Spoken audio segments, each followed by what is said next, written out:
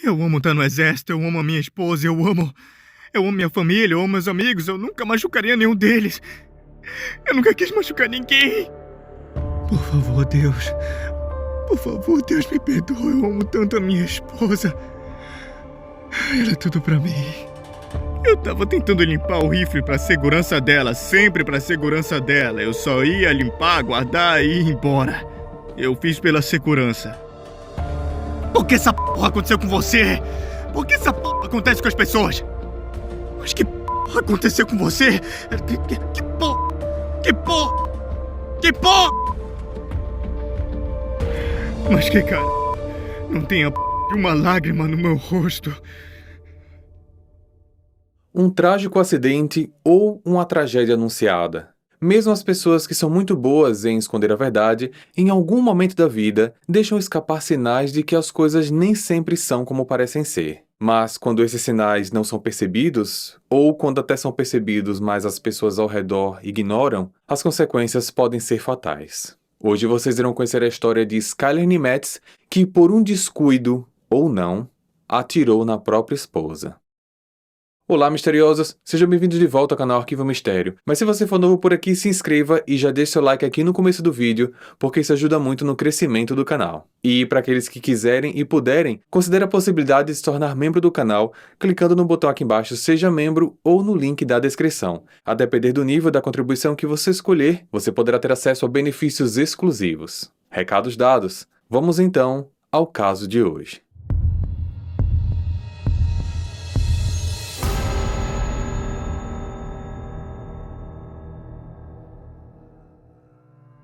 Tara Danielle Rippeon, mais conhecida apenas como Danielle, nasceu no dia 11 de janeiro de 95 na Califórnia, Estados Unidos. No ensino médio, ela participava da equipe de animadoras de torcida e, por ser pequena, leve e ter um carisma contagiante, estava sempre no topo da pirâmide humana das apresentações, fazendo dela uma das garotas mais populares da escola. No entanto, poucos sabiam da história familiar conturbada e dos problemas que ela teve de enfrentar ao longo de sua vida. Quando tinha apenas 2 anos de idade, a mãe de Danielle faleceu de câncer. Ela então foi morar com a avó materna, que também veio a falecer quando ela tinha 14 anos. Danielle foi então acolhida por outros membros da família. Apesar dessa difícil e conturbada trajetória em sua vida, ela não transparecia tristeza, muito pelo contrário. Ela tinha uma personalidade independente e vibrante. No entanto, ao se relacionar com algum namorado, ficava evidente o quanto ela sentia que precisava de segurança e estabilidade. Logo no início do namoro, Danielle se agarrava ao namorado e à família dele como se fosse uma fortaleza, e quando o relacionamento terminava, ela ficava perdida e com o sentimento de que precisava ser amada e protegida novamente. No último ano do ensino médio, em 2011, Danielle conheceu através do Facebook um rapaz chamado Skyler Nimetz, de 18 anos. Skyler tinha recém-concluído o ensino médio e tinha acabado de se alistar no exército. O relacionamento, que começou virtual, se tornou um amor à primeira vista já no primeiro encontro. Danielle dizia às amigas que tinha encontrado o homem da sua vida e Skyler sempre demonstrava que estava completamente apaixonado por ela. Como consequência dessa paixão fulminante, Skyler surpreendeu a todos quando, com apenas 1 mês de namoro, chamou Danielle para morarem juntos em sua casa. Danette, a mãe dele, ficou apreensiva no início, mas acabou concordando, pois ela já sabia das sérias questões familiares que Danielle enfrentava e via o quanto o filho estava feliz como nunca tinha estado antes. Danette e Danielle se deram muito bem desde o início da convivência. Em dezembro de 2011, Skyler voltou para casa após o seu treinamento militar e novamente surpreendeu a todos ao pedir Danielle em casamento. Eles estavam namorando há apenas 5 meses. Ela, que na época tinha apenas 16 anos, aceitou. 3 meses depois, em março de 2017, quando ela já estava com 17 anos e agora emancipada, os dois se casaram no civil. Danielle estava para concluir o ensino médio poucos meses depois, só que ela acabou largando a escola para se mudar com o marido para Lakewood, em Washington, local onde ele foi alocado para trabalhar. Era óbvio que as coisas estavam indo rápido demais, mas Danielle não tinha um familiar adulto presente que pudesse lhe dar conselhos e orientações. De qualquer forma, O casal parecia realmente feliz e otimista sobre o futuro, mas ela tinha deixado a escola e toda a vida para trás para viver unicamente em função do marido, de quem dependia emocionalmente e agora financeiramente. Ela então passou a se ocupar com as tarefas domésticas do pequeno apartamento do casal e aos poucos foi se distanciando dos amigos que deixou na cidade natal. Aliás, Skyler nunca quis conhecer ou conviver com os amigos da esposa, e nas poucas vezes que esteve com alguns deles, ele simplesmente conversava pouco. Certa vez, James Peltier, um vizinho e amigo de Danielle, ficou intrigado com o comportamento estranho do Skyler. Quando ela os apresentou um ao outro, ele apenas cumprimentou James com um aperto de mãos, virou as costas e saiu, sem corresponder à tentativa do James de iniciar uma conversa socialmente básica. Ele achou aquela reação esquisita, mas não falou nada, para não deixar Danielle mais constrangida do que já estava. Dias depois, James ficou ainda mais intrigado quando Danielle contou a ele sobre um excesso de raiva de Skyler quando arrancou o celular da mão dela e jogou com força no chão. Ele acabou se arrependendo na hora e, no mesmo dia, comprou um aparelho de um modelo ainda melhor para a esposa. Seria esse um pedido de desculpas ou uma forma de reforçar a dependência dela com ele, já que ela jamais poderia comprar um aparelho novo e caro como aquele com o próprio dinheiro. Com o passar do tempo, Danielle decidiu se matricular numa escola local para terminar o ensino médio, adotou 2 cachorros, começou a trabalhar numa pequena e nova empresa de balcões de granito, ao mesmo tempo em que, por hobby, passou a gravar alguns vídeos para o YouTube com tutoriais de maquiagem. Danielle e Skyler tinham uma paixão em comum. Eles eram fãs de armas de fogo. Um dos programas favoritos do casal era ir para clubes de tiro para praticar, usando diferentes tipos de armas. Skyler, em específico, já era um grande entusiasta por armas de fogo muito tempo antes de entrar para o exército. Ainda criança e com o apoio dos pais, ele experimentou dar os seus primeiros tiros. E já adolescente, ele adorava se gabar para a família e amigos sobre a sua habilidade como atirador. Em janeiro de 2014, Skyler mantinha em casa uma coleção de 15 armas de fogo personalizadas. E nesse mesmo ano, ele deu à esposa um AR-15 azul que ele mesmo customizou como presente pelo aniversário dela, de 19 anos. Em março do mesmo ano, Danielle e Skyler completaram 2 anos de casados, e apesar das aparências, as coisas não estavam indo muito bem entre o casal. Por exemplo, Michaela, uma das melhores amigas de Danielle, estava grávida e Skyler simplesmente proibiu a esposa de viajar para participar do chá de bebê da amiga. Esse foi um grande sinal de alerta para Michaela, que já suspeitava que a vida conjugal da amiga não devia ser tão perfeita como ela aparentava ser. Danielle continuava tentando esconder dos amigos a verdade sobre a relação abusiva em que estava, mas a angústia e tristeza dela estavam ficando cada vez mais evidentes. Certa vez, aquele vizinho e amigo James perguntou se ela tinha medo do Skyler, e a resposta que ela deu pode ser considerada alarmante. Ela disse só quando ele está bêbado. Os vizinhos também já tinham percebido que havia ali uma dinâmica conjugal tóxica. Gritos e discussões eram quase que diários, e o tema mais recorrente das discussões parecia ser o ciúme do Skyler. Posteriormente, foi descoberto que ele controlava os passos da Danielle, desconfiava dela e a acusava o tempo todo de estar o traindo. A amizade dela com um rapaz chamado Jeremy Herring, um grande amigo dela desde a infância, era o maior motivo das constantes crises de ciúmes. Ele simplesmente não aceitava que a sua esposa mantivesse uma amizade verdadeira com um outro homem. Podemos perceber que já estavam presentes ali muitos dos elementos que caracterizavam uma relação abusiva. Danielle, uma jovem de apenas 19 anos, altamente fragilizada sentimentalmente desde a infância e agora dependente financeira e psicologicamente do marido, estava vivendo sob a constante opressão dele e, infelizmente, não foi capaz de evitar a tempo o pior que estava por vir.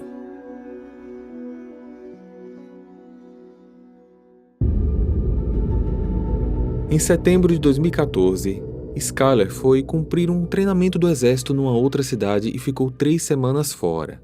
Danielle ficou no apartamento, seguindo sua rotina trabalhando e cuidando dos cachorros. Durante o treinamento militar, era proibido ingerir álcool, então antes de ir embora, ele fez um pedido bem específico para a esposa.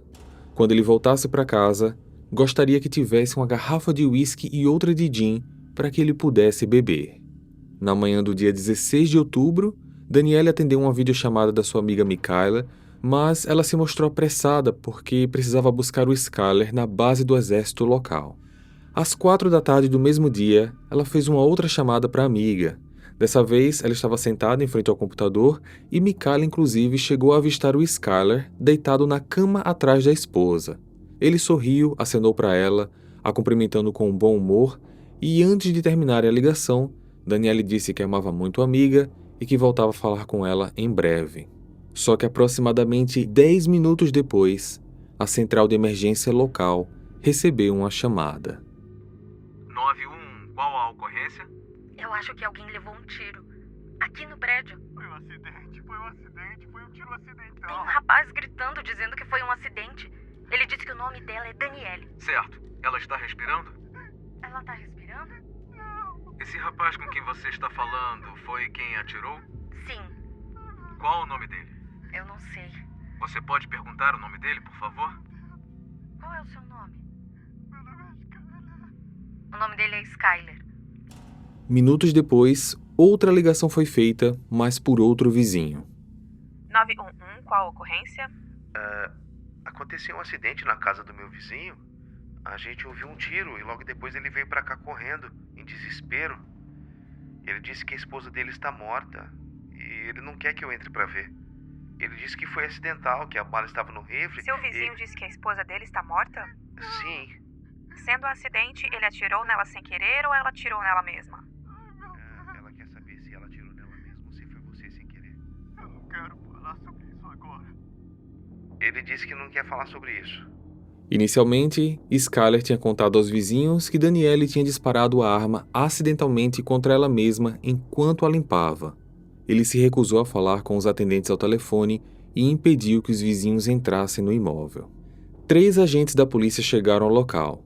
Eles encontraram Danielle sentada de frente para o computador, com a cabeça tombada para frente e uma grande poça de sangue debaixo da cadeira. Só que ela tinha sido atingida na parte de trás da cabeça. Poucos minutos depois, os paramédicos chegaram ao local e Danielle foi oficialmente declarada morta. Diferente do que havia relatado aos vizinhos inicialmente, Skyler disse que era ele quem estava limpando a arma de Danielle, o rifle AR-15 azul que ele tinha dado de presente para ela quando a arma disparou por acidente. Ele foi algemado e conduzido à delegacia para prestar depoimento. Já detido no carro da polícia, Skyler pareceu se dar conta da gravidade da situação e suas ações foram um tanto quanto estranhas. Ele foi informado que estava sendo gravado pela câmera interna do carro e talvez isso tenha influenciado na sua forma de agir ali dentro. Nas imagens, Skyler ficou oscilando bruscamente entre diferentes tipos de comportamento.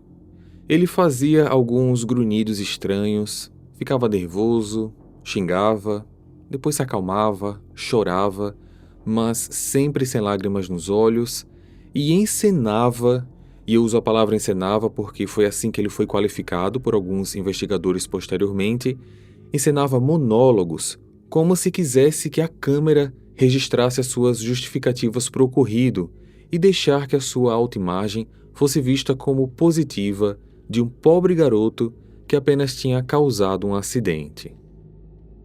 Eu amo tanto a minha esposa.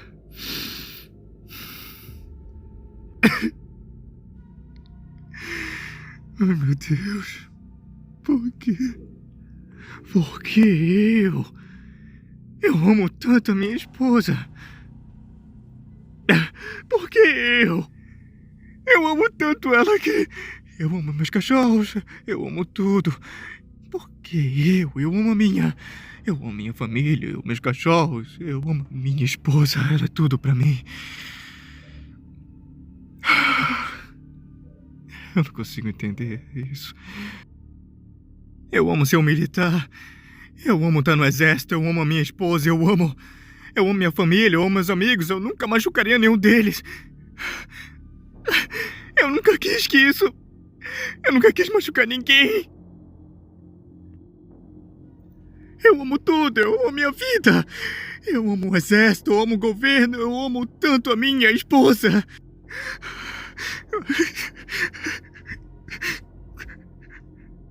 Eu sou uma pessoa ruim. Eu sou tão mal.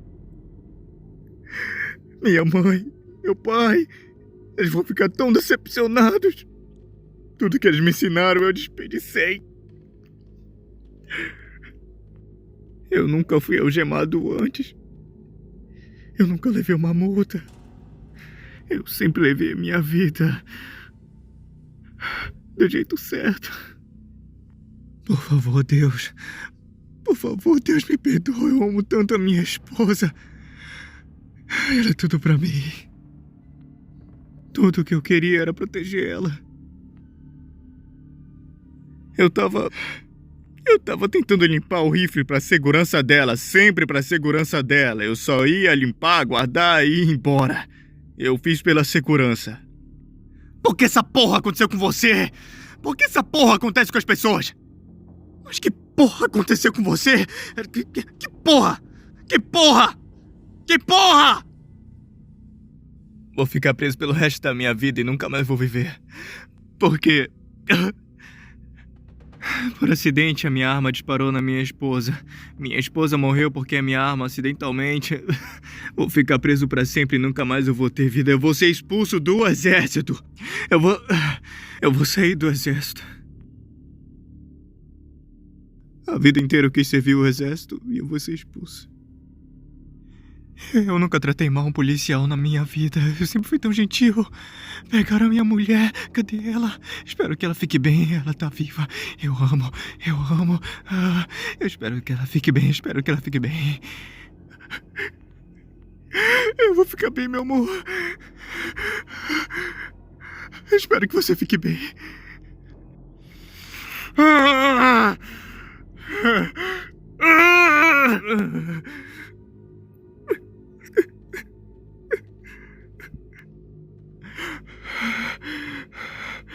Mas que caralho? Não tem a porra de uma lágrima no meu rosto. Esses são apenas alguns trechos de um total de 35 minutos de gravação dentro da viatura. O que vocês acham que esses registros revelam? Um marido verdadeiramente perturbado, sofrendo com a dor da perda da esposa, ou apenas uma encenação, uma performance, talvez de má qualidade, para uma plateia imaginária?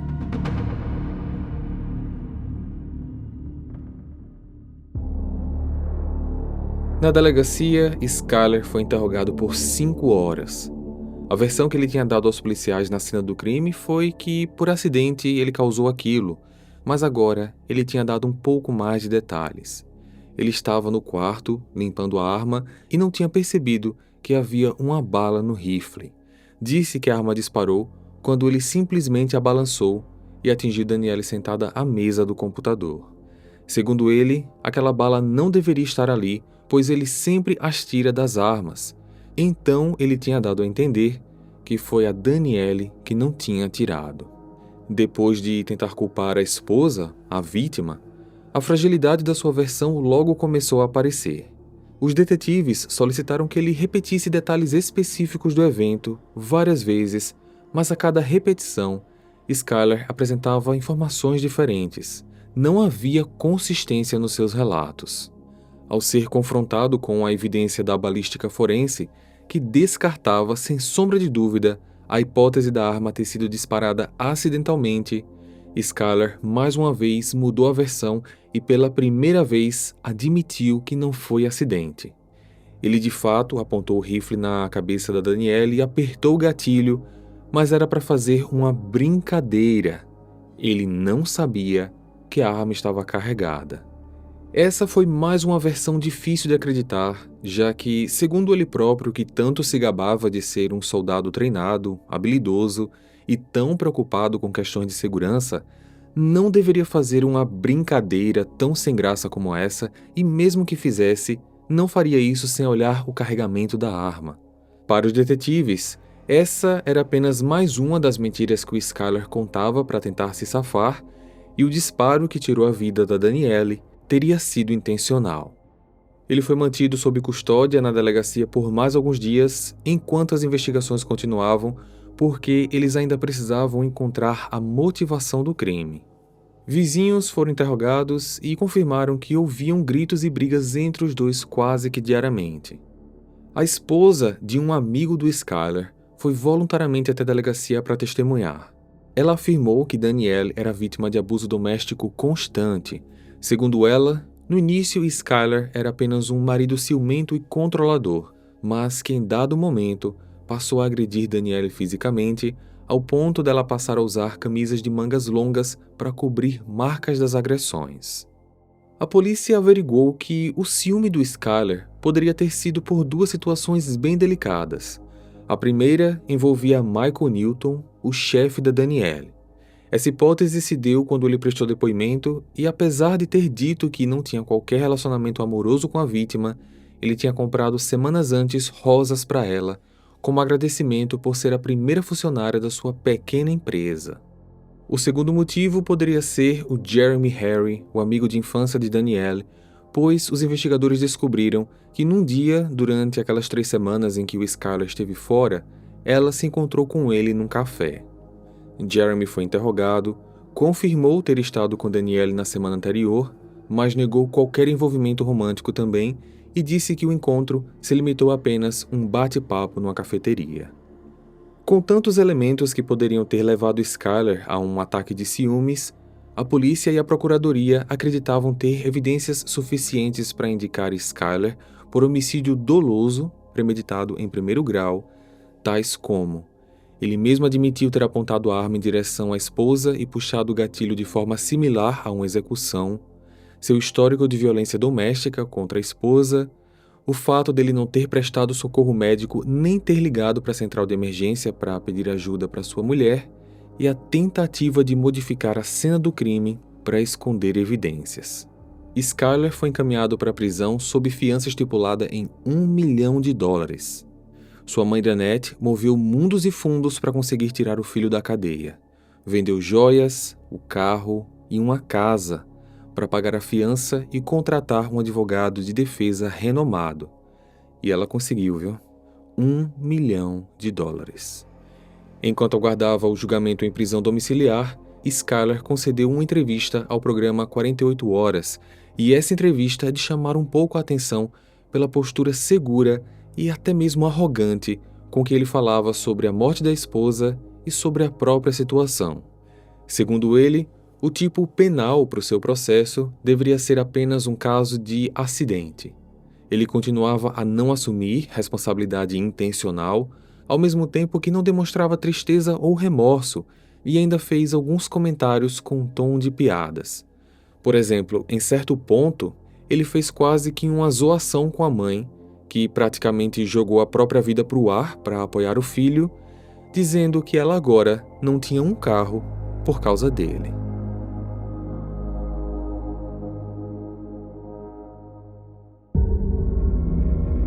Um ano e meio após o crime, deu-se início ao julgamento do Skyler.